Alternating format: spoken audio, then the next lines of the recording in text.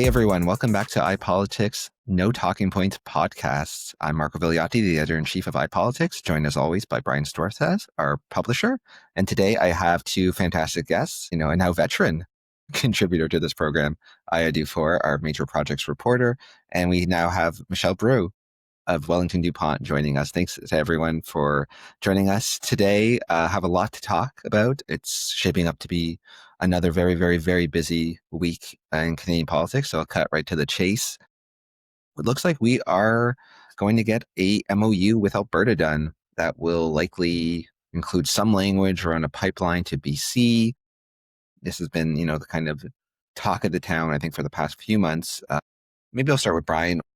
Do you think this MOU is going to lead to any really substantive movement towards a new pipeline, considering all the headwinds that such a project would face, not just politically, but economically? Well, I hope so. I mean, I think it's a great first step. I think there is no nation building in all these nation building projects if you don't have something substantive for Alberta and Saskatchewan. And I think that this is a great first step. I mean, at the end of the day, the government needs to show that it is open for business to some extent.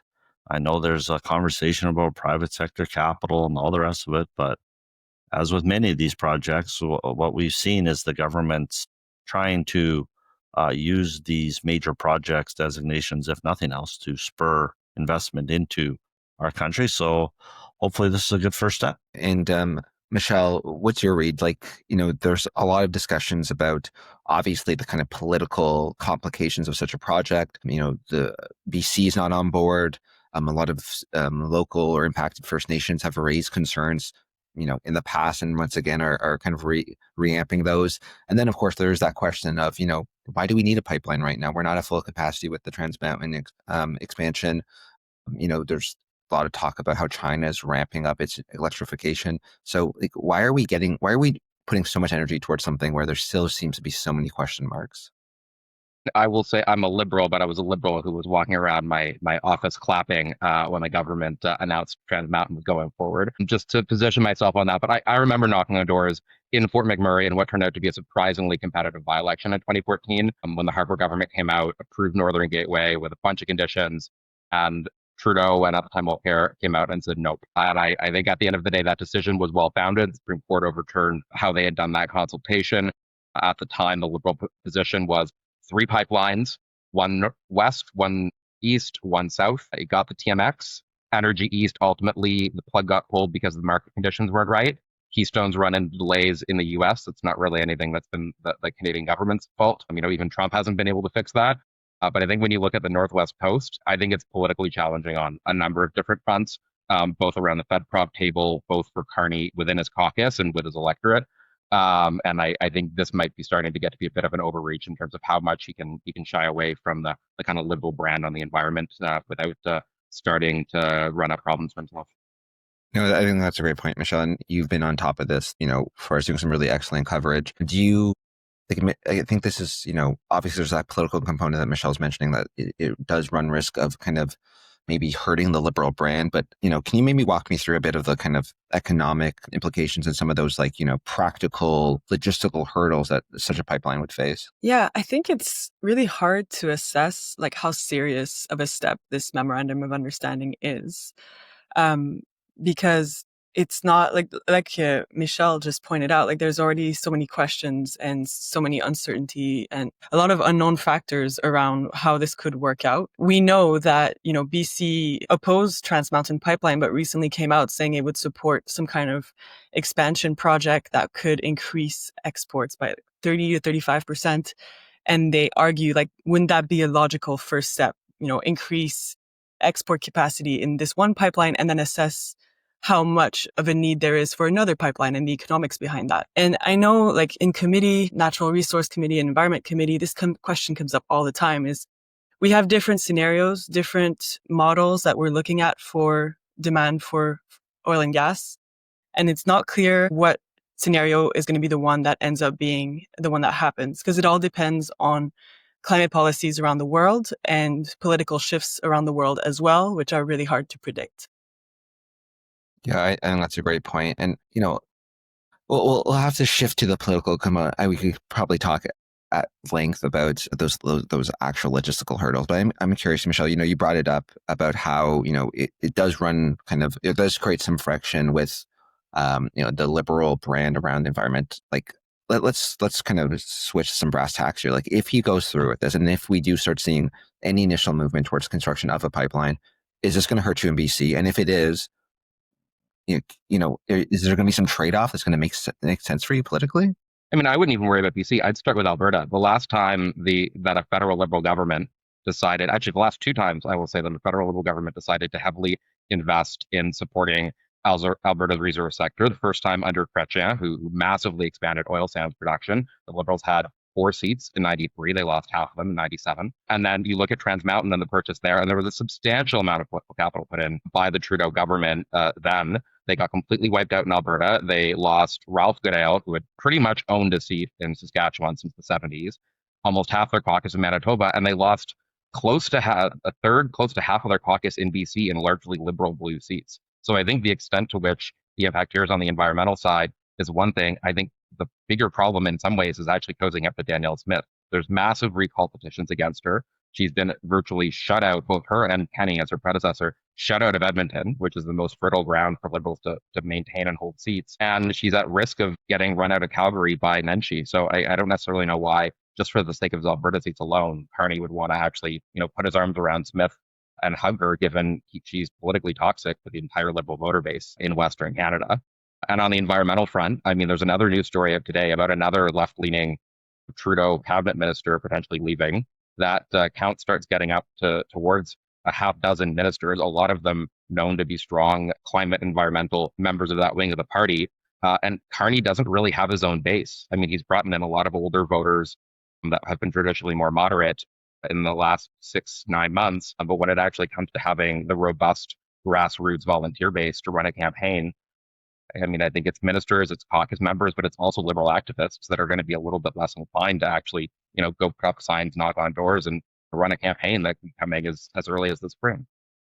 Yeah, I mean, that's so interesting. We've heard a lot of discussion too about how Mark Carney has wrestled maybe some of those voters who, to your point, Michel, who are a bit older, who maybe weren't really in love with Justin Trudeau, but were more comfortable with, Mark Carney's leadership style.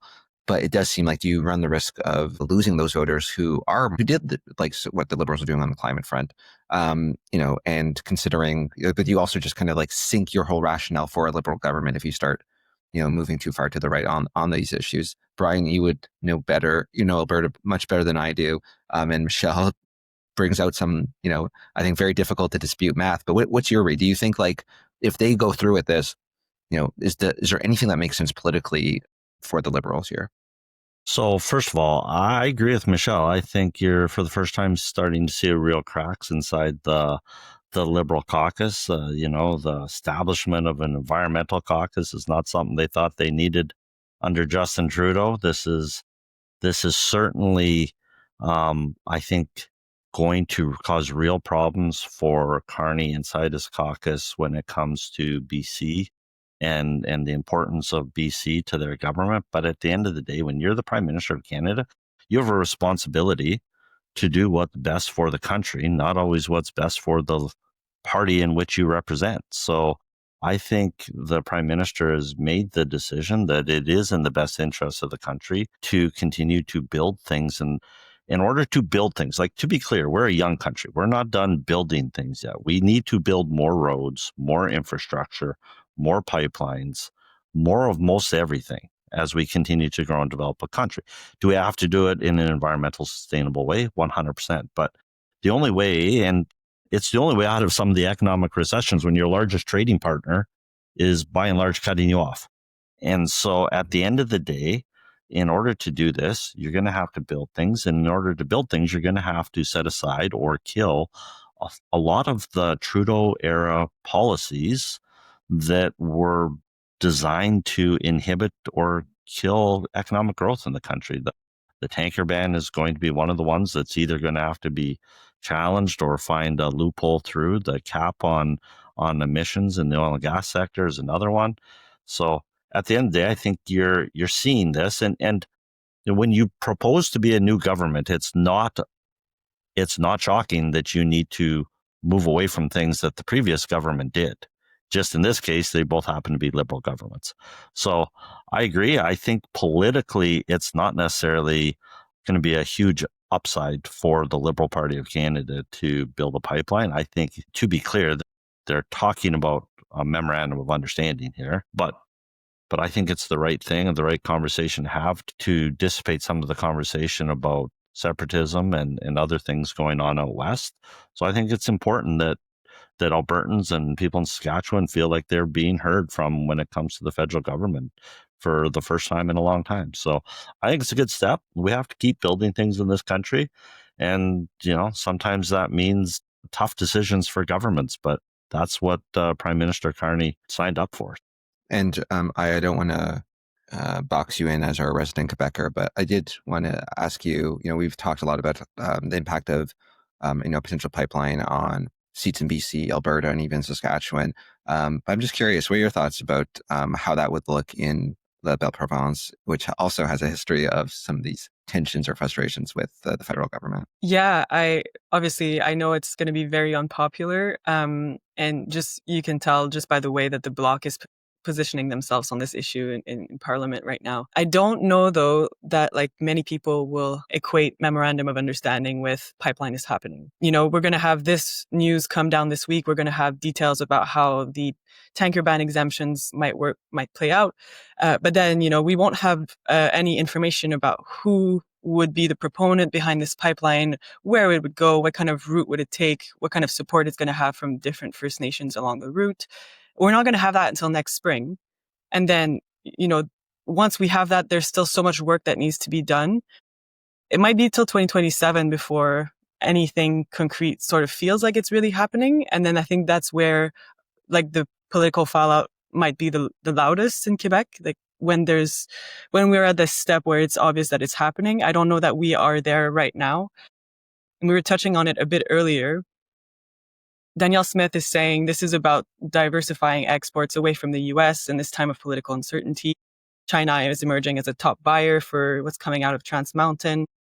But we mentioned it earlier, I don't know that we can take the 2025 and 2024 data as the baseline for what oil prices and oil demand is going to be going forward. I mean, there's so much going on right now with sanctions on Russian oil, sanctions on Venezuelan oil, and there's no saying that we're going to be looking at the same economic landscape by the time this pipeline construction ramps up, if it ever does, in 2027. So that's an interesting point. I did want to stay on a similar path, talking about some of the political dynamics in the House here. You mentioned the Bloc and their positioning.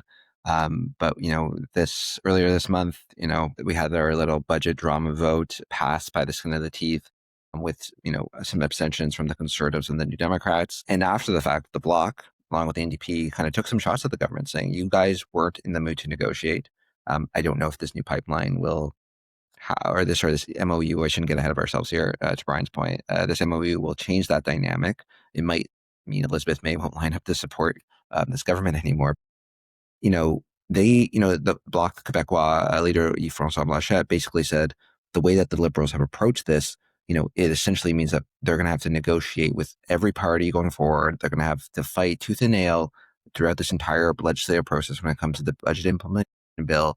And he said, it's going to bite them in the ass, essentially.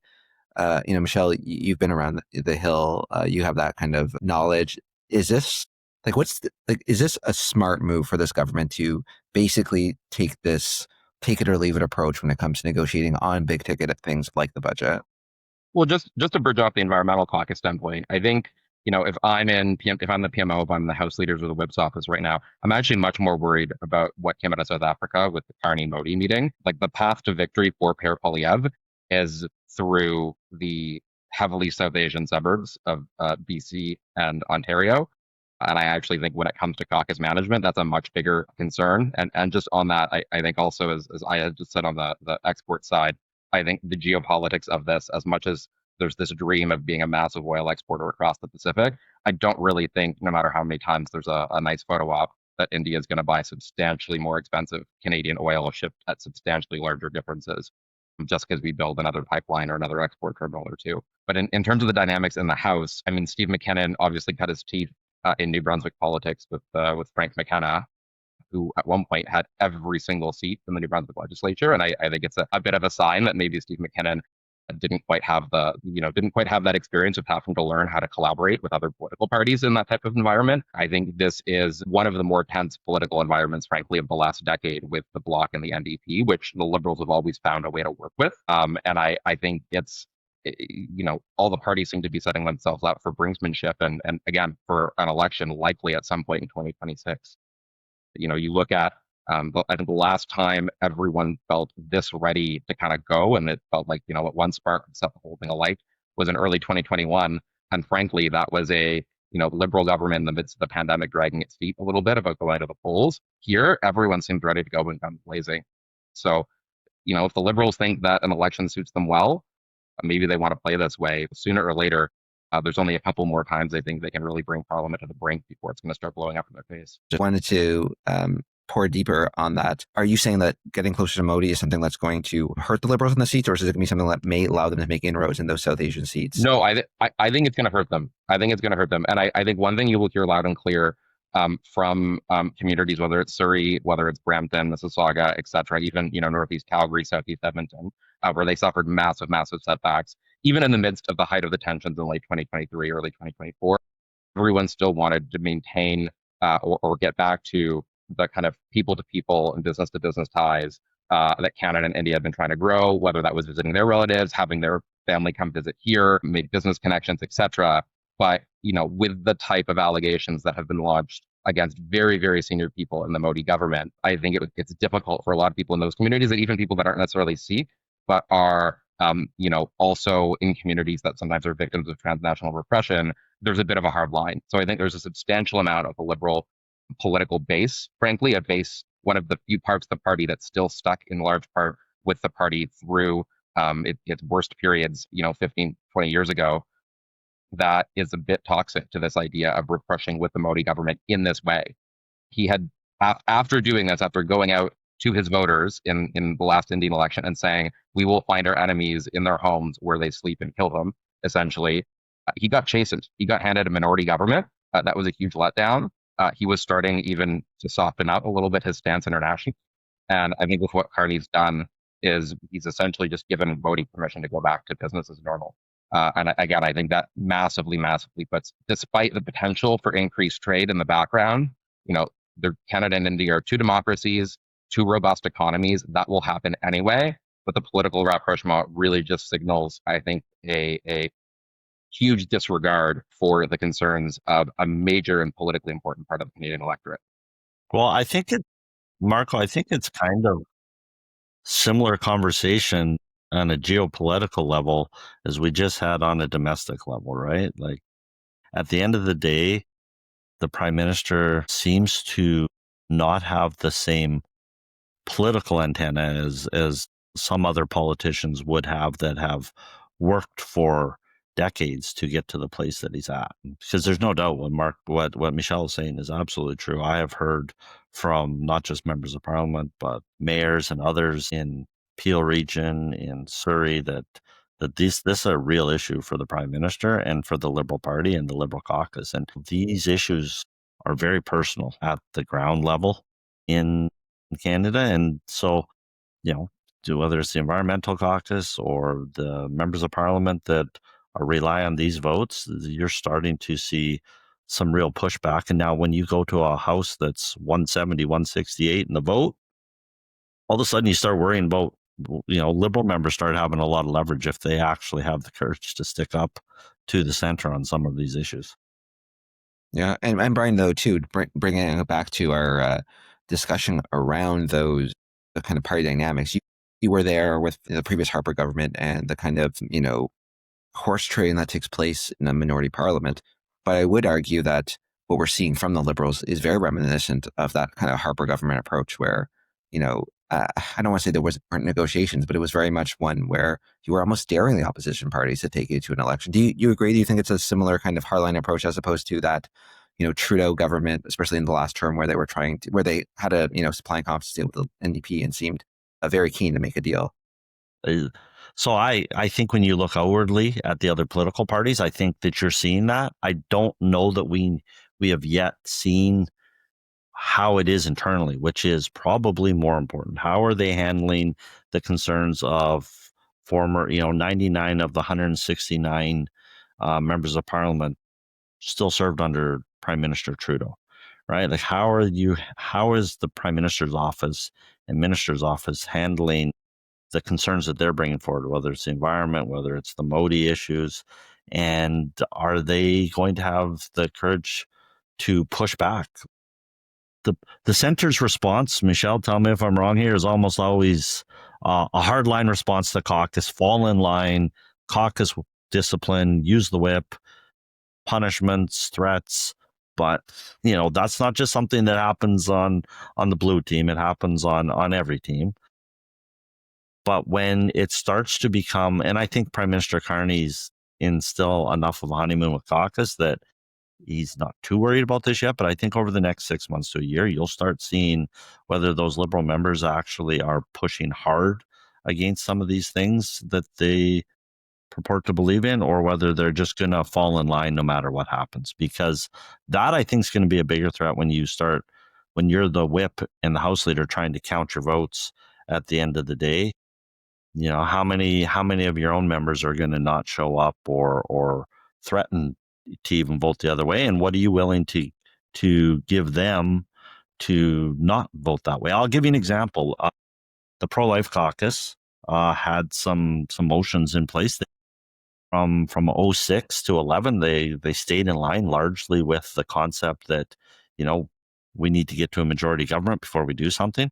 Got to a majority government. The chair of the pro-life caucus, who was very ardent to his beliefs, started getting members to move legislation forward. And first thing the Prime Minister's office did was bring them in and yell and threaten and all the rest of the things. But when they said, no, we're going to do this anyways, that's when you started seeing some of the things, the horse trading happening internally, and you started getting some of the Harper legislation. Now it was to do with some of our foreign aid dollars and how it was spent. But that's when you start seeing some of the horse trading. And some of the most interesting is when it happens internally, right? Because it creates a whole nother dynamic inside your caucus. And to pick up where Brian left off, I think a fundamentally big, like a significant difference now compared to that Harper era is, Pierre Poilievre is a substantially different leader with a substantially stronger party and a substantially larger caucus than Dion or Ignatieff ever were. I think it's plausible to say it was a smart strategy to play a game of chicken with a Dion or Ignatieff-led Liberal Party that was on a bit of a downswing and wait till they blinked. I think when you look at Poilievre, again, largest conservative results since the 80s, has won back some significantly new territory, younger demographic. That's a bit of a more difficult opponent to play chicken with. And I think within the caucus dynamic, there's a huge difference, I think, culturally within the Liberal caucus now compared to a year ago. A lot of the folks in caucus, those 99, there's a few folks that were elected 15 to 19 that have come back. There was a reverence till almost the very end of Trudeau. And that's why you saw it take so long. It took almost a year and a half from summer 2023 until ultimately Jan 25 for caucus to actually finally turn, is they feel like they owed their elections, their political careers to Trudeau. He was their team captain. He was the one who rebuilt the party, and it took a while for them to turn. So at the end of the day, they still wanted to be team players. I think with Carney, as much as you have a substantial amount of caucus that supported him in the leadership race, it was almost like an executive search committee that went out and said, who are we going to find the best spokesperson or pitchman to represent the Liberal brand? We need something completely opposite than Trudeau. It was almost, a marketing exploration opportunity. And in that way, that link is almost reversed, where a lot of the caucus feels like they are the reason why Mark Carney won the leadership and became prime minister. And you look at folks like that, whether it's Jonathan Wilkinson, whether it's Nathaniel Erickson Smith, whether at this morning, potentially Melanie Joly, these are some big players that frankly made sure he won both the leadership and the election. They're huge players in caucus that have those long-standing relationships with MPs that can help the center manage caucus, that can even proactively head off issues. And if you start losing that bulk of your senior leadership team, that actually doesn't give you a lot left in order to try to manage what's a much more independent-minded caucus, I think, than the Liberals have dealt with in a couple decades. That's a good point. If I could just step in here real quick. I wonder, hearing you guys talk, do you not think there might be something in this memorandum of understanding that is pleasing to some members of Liberal Caucus and even some of the opposition parties? I'm thinking about, a concession that Alberta would strengthen its industrial carbon price. I mean, right now that price is frozen and it's lower than the federal backstop, and the federal government doesn't really have any mechanisms to try to get Alberta in line. So, making these concessions with the pipeline, that might just help Alberta be a better player with the carbon pricing. And then it's up to the market to decide if there's a business case for a $30 billion pipeline. And Alberta, Ottawa's not the bad guy for, putting in regulations that prevent these kinds of projects. I mean, I think if it goes exactly like that and lands perfectly, then that's a win. But I think when you're wading into this type of territory, you can't always assume that your optimal situation is going to be the most. Yeah, I find often governments and political parties get in trouble when they try to do cute. And I think if it happens exactly right, great. But the reality is, I think that there's very little political upside for any current liberal member of parliament with the pipeline. But at the end of the day, I still believe it's the right thing to do. And Canadians, at times of great uncertainty and economic crisis, need leaders that are going to do the right thing over their political advantage. And that's something that Prime Minister Harper did all the time. And I think it's great that Prime Minister Carney is looking at it that way. I just don't think there's a ton of votes in it for him where he needs them. I think the other problem is, walking into this, once that MOU gets signed, there's now a huge, massive sunk cost of Carney's support of the pipeline, which both does turn off the environmental base, but it also kind of puts them in a bit of a bind if there isn't a private sector proponent coming forward, because then what's going to be the next ask? Is it going to be concessions to a company that would do it with these tax changes, would do it with these regulatory changes? He kind of starts to box himself in where he has to find a way to facilitate a private sector proponent. And I think the other thing, and actually I'm curious your take on this from knowing Quebec, is this type of major concession to Quebec a year out from a Quebec, first to Alberta, a year out from an election in Quebec, where the PQ seems ready to win, ready to launch out of the referendum. What does this start to set on the table for either a new PQ government, or even if the CAQ or the Liberals manage to pull it out, is there going to have to be some significant new concessions bilaterally to Quebec in order to match whatever they've just given Alberta? Yeah, I mean, I don't know, where do you think the separationist threat is the strongest? Is it in Alberta or in Quebec? From a federal government perspective, what should you be most concerned about? Well, I mean, I think ultimately, I think whether or not the maths, I think just based on historical precedent alone, there's entire parts of the federal government that were built over decades in order to try to make sure Quebec was happy in Confederation and to try to mitigate that threat. So one way or another, I think the minute there's a push from Quebec, especially being able to say, hey, this is what you gave Alberta, here's our longer list, you're going to have huge portions, not only of Liberal caucus, which frankly, this is the single biggest Liberal caucus since before the charter, since the first referendum, frankly, not only there, but just organically within parts of the federal government that are going to snap to and actually have to start thinking about some major concessions to get back that, things that haven't necessarily been on the table, since the 1990s. And Michel, I do wonder though, back before they approved the Trans Mountain, and you would know this better than I would, they announced some investments in terms of, improving the response to a potential oil spill. They made these, pre-announcements that, everyone read as signals that they're going to improve Trans Mountain. They just want to make sure the conditions are set. Sounds like that's what Aya was kind of referencing, oh, look, they're trying to, balance, create a balancing act here.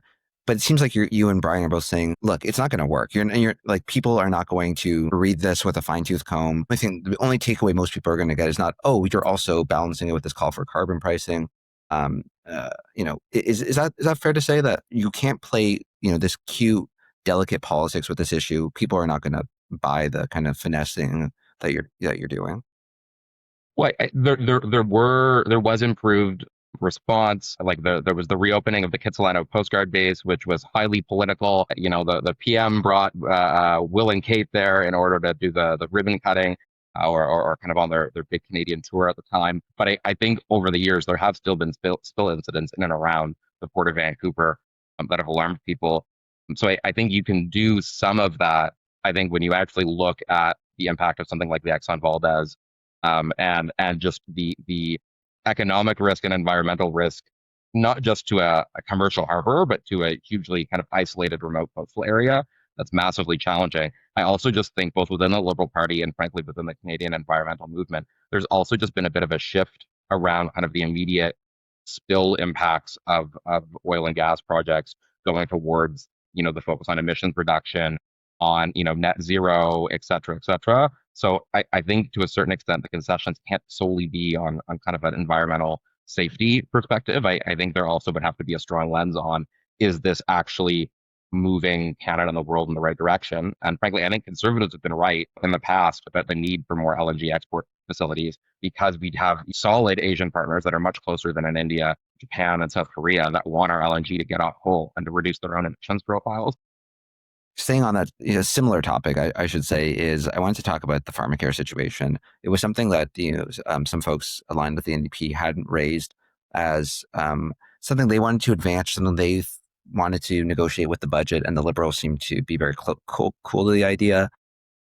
We continue to hear, I don't call them conflicting messaging, but definitely a government that doesn't seem to be keen to be seen on either side of this issue in terms of being open to reaching more deals with the provinces and territories, while at the same time don't necessarily want to be seen as totally cold and cut off to the possibility of that. So, you're talking about the kind of internal tensions within the Liberal caucus, and the push and pull between a Trudeau era caucus and the Carney one, and there are different motivations. I guess, to be blunt, when it comes to Pharmacare, does it matter? Is there anyone in that Liberal caucus really, really pulling for this? Or should we just kind of consider this initial pilot project almost dead in the water right now? So, I think that's an interesting question. When I was heavily involved in the dental care file back in 2020, back in 2022, you wouldn't, right when that came out, when the supply and confidence agreement came out, you'd have folks meeting with Liberal caucus and they would say, yeah, dental care, but don't know why we did this. We wanted Pharmacare first.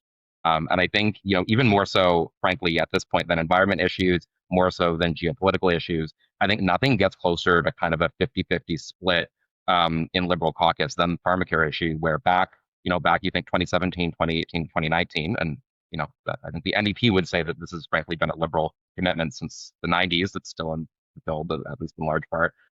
You had a split between Eric Hoskins, Kathleen Wynne's healthcare minister, saying fully funded program, and Bill Morneau, the finance minister, saying economically that doesn't work. And I think that kind of did create a cleavage of the Liberal caucus. Is it still relevant? Dental care went swimmingly well for the Liberal government in terms of how they implemented it. They chose to go a different approach with pharma, and it doesn't seem to be working out as well. So the extent to which there might be Liberals, whether that's, Health Minister Michel, who was the deputy chief to Trudeau for a good chunk of his last couple terms, that are potentially willing to cut and run and maybe look at coming back with something that's a little bit more of a fill the gaps approach, a little bit more in line with a private sector like product for those without insurance, that might actually end up leading to better care in the long run. So I think, the extent to which Liberals will die on a hill of Pharmacare, I think is pretty low. And I think even for some of them, the last winter, the 23-24 winter, the NDP really had the Liberals over a barrel, because the government was in no shape to go into an election. And compared to some of the other supply and confidence agreement items, they played their own game of chicken, no compromise on Pharmacare, and got a full NDP style policy. So I think there's a lot of Liberals that feel like that was maybe going a bit of a bridge too far in terms of maintaining that NDP support, and that maybe frankly the government would have been better off, and Trudeau would have been better off if he'd been the one to break off Saka over that, rather than wait to get dumped by Jagmeet later in the year. That's an interesting point, Brian. One of the reads that I take in terms of whether these programs have a longer shelf life is how scared the opposition parties are to be seen lining up against it. And Pierre Poilievre was very cagey, if you want to call it that, when it came to dental care. He did not want to be seen as on the other side of that issue. And I think during the election campaign, he said, look, no one's going to lose any coverage that they already have. And he said that also about Pharmacare, but I think you can kind of read between the lines, since I think at the time, maybe, I don't know if the 4 provinces signed up before or after the election, but I think he was kind of saying, we're not going to take away anything that people already have, even though Pharmacare was limited to those 4 provinces. Do you think the Conservatives or any other party would line up, on the other side of Pharmacare? Like, or is it something that doesn't really move the boxes for anyone except for the NDP, and the Conservatives don't really care about seeing on the other side of this issue? Well, I think the Conservatives always care about being seen on the other side of these kind of issues. I think the point, though, Marco, is more. It was very political. Like when as Michel was saying, as it got released, it was very specific to certain types of pharmacare that was very political, trying to get women on side, try to leverage the opposition. If they dared go against it, they were against women. Like it was very political. It seemed here in Ottawa that it was very rushed. So I'm not surprised that the with what Michel's saying. I don't think it's something that the Liberal Party, years later wants to hang its hat on. Probably a redo would be something they would appreciate. But we're in economic times now where, and we have a prime minister that is focused on the economy. It seems, I don't think spending more money that we don't have is high on the government's list of things to do, and I don't think it's high on the opposition's list of things to do either right now. The NDP are still trying to hang their hat on it that it's their program, and they never did get the reward for it. So yeah, I don't see this as being a huge political issue moving forward, Marco, if I can be honest with you. I think the country is in a place where people want inflation to be managed. They want the cost of food to be managed. They want to be able to afford a home for their children. These are the things that people are focused on right now, and I think the electorate is focused on right now as well. Yes, I think also ultimately, the original premise of the program, insulin and contraception, I think it's going to be kind of hard for a government to come out and say we're going to scrap that. But you look at it, there's 4 agreements signed, all essentially, I think one was maybe after Carney won the leadership, but all essentially in kind of that lame duck Trudeau era. 2 of them are with Manitoba and BC, the NDP provinces, and then PEI and the Yukon. So you look at Nova Scotia, Tim Houston, a fairly moderate progressive conservative who has won 2 elections by campaigning on healthcare, no deal. You look at New Brunswick, an a Liberal premier with large support from the federal Liberal organization in that province, no deal. So, there doesn't even seem to be a lot of provincial uptake. So does something, remain where it's kind of insulin coverage, contraception? Maybe that works, but because I think a lot of the complications are frankly the other, medications you need to treat conditions that impact, whether it's diabetes, whether it's other metabolic or kidney diseases. That's where you start to run into problems in terms of how this program's designed. And where I imagine you could potentially see some ability to modernize it. For now, I assume if a province came forward and said, hey, we want a deal, the federal government would probably feel obligated to give them a deal. But at some point, especially with this expert report finally coming out last week, I think the health minister is probably going to have to look at this and come up with a longer term strategy to actually have some sort of backstop Pharmacare program if that's the direction the government wants to go in. Well, and Michel, when was the last time you seen a program of this nature and size implemented where it wasn't the government's priority to make sure Ontario and Quebec had signed on? 100%. I mean, we're in an interesting situation here too, kind of with childcare, where Quebec essentially has, a provincial level version. I mean, I would know better the actual policy design, but it's actually what the Morneau version of Pharmacare would have looked like, where it's a gap filling approach. And if you actually look at one of the problems here, when you have people that because of how this shift is going on, lose access to medication or start having to pay out of pocket because they need to go through some appeal system to a provincial health ministry or see their doctor 5 times or get extra tests. And previously it would have been covered by their insurance. Now it's not. You actually start to have huge chaos in the system that actually doesn't lead to good health outcomes. And furthermore, when you actually look at the cost, I mean, I think we're still talking about billions and billions of dollars a year of a publicly funded Pharmacare program. Sure, you maybe get $1 billion a year in cost savings, but how's that getting paid for? So is the federal government prepared to raise taxes significantly, billions of dollars a year, on top of the billions of dollars a year they just gave in a very, very generous across the board tax cut? They don't really seem to be in the mood right now to actually raise the revenue they need to pay for this type of social program. From their perspective, it's going to be much, much easier to try to use market mechanisms, incentivize employer-provided insurance. I know at one point the Ford government was looking at a portable benefits program for, gig workers, unionized tradespeople, et cetera. That's actually an approach to go where you can fill the gaps in insurance coverage and not actually have to, start scaring whether it's businesses or, Canadian wage earners with huge potential tax increases for a program they want, but frankly don't want to pay for. We are running out of time today, and I want to get everyone an opportunity to kind of chime in with something that they think was an impactful moment from the past week or something they're looking forward to in the next week. So I'll start with you. What's something, we're looking forward to coming up, or something that you wanted to flag that happened just in this past week? Well, we're very much excited to see this memorandum of understanding, specifically how it's going to work for the oil tanker ban, because there's different theories out there that maybe it's just one corridor that's going to be exempt from the ban, maybe the one that's closest to Niska Nation, but then maybe we're going to actually see how Bill C5 works in practice. And we're actually going to have a first project with a national interest designation or something like that. So it'll be very, very interesting to see what route they take to bypass this oil tanker. Brian, what about you? What do you think? What are you looking forward to, or something that you wanted to flag from the week we just had? Well, listen, I'm going to shamelessly self-promote iPolitics and congratulate all the recipients of the 2025 Parliamentarian of the Year. Especially, I want to congratulate Dominic LeBlanc for winning Parliamentarian of the Year. It's a great honor. There was over 260 of his colleagues that voted in this. I think it's important that we take time out once in a while to celebrate the hard work of the public service that is given by members of parliament and senators. And just want to say congratulations to Dominic LeBlanc, and an award well deserved. And Michel, what about you? I mean, I think the parliamentary nerd in me would want to find some way to tie this to the budget, the votes coming up, the Budget Implementation Act, what's going to happen there. I think it's going to be a mess. But frankly, for everyone who was watching the kind of soap opera that Parliament became for kind of a few weeks earlier this month with the floor crossings and showdown votes, I would actually point to Quebec.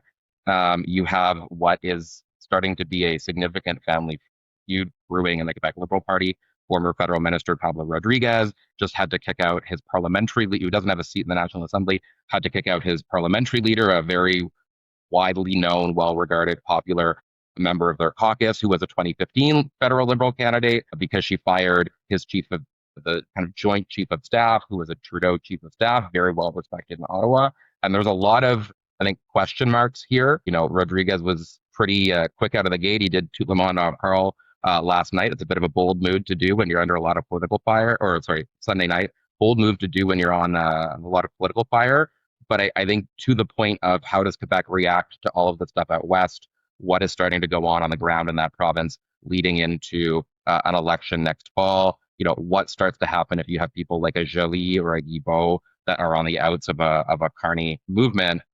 I think that actually places a major question mark in what should be, frankly, the heartland of the Liberal voter base. That maybe, whether it is all not well, is this just, one or two disgruntled parts of the provincial Liberal Party that are trying to cross with us? But I think it's going to be important to keep an eye on that over the next few months, because at the end of the day, Quebec, both within the Liberal fold electorally, but also Quebec as a province and a political system, have the capacity to just completely blow up the Canadian political agenda if things don't go well there. Yeah, I feel like Quebec politics are never boring. So there's something to keep in mind. I guess for me, my thoughts, unlike Prime Minister Mark Carney, I do kind of care if we're talking with the Americans about a trade deal and whether or not those are going to be restarted. And we're hearing some buzz that next week he's heading to Washington. So it looks like someone does care that, that these talks will restart or could have the potential to restart. I think for me, it's an interesting approach. I think the Conservatives are obviously trying to ratchet up a lot of, outrage over those comments. But I think it does kind of point to the central question that Mark Carney's central ask to voters in the last election was, who do you trust more to deal with Donald Trump?